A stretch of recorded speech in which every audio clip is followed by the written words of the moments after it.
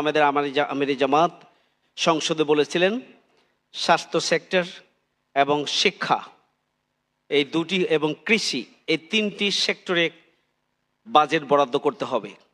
এই দুটি সেক্টরে বাজেট দুটি মন্ত্রণালয়ে বাজেট বাড়ানো হয়েছে, স্বাস্থ্য খাতে এবং শিক্ষা খাতে। স্বাস্থ্য খাতে বাজেট বরাদ্দ হয়েছে, কিন্তু স্বাস্থ্য খাতের প্রধান ব্যক্তি থেকে শুরু করে কারোরই কোনো দৃষ্টিভঙ্গির পরিবর্তন হয় না। এখানে দুর্নীতি, অনিয়ম, অব্যবস্থাপনা, ট্রান্সফার এবং বাণিজ্য এটা এখন একটা দৈনন্দিন ব্যাপারে পরিণত হয়েছে। এখান থেকে আমাদের এই খাতকে মুক্ত করতে হবে, বের করে আনতে হবে। আমি আর বক্তব্য রাখতে চাই না। আসুন আমরা জুলাইয়ের শহীদদের যে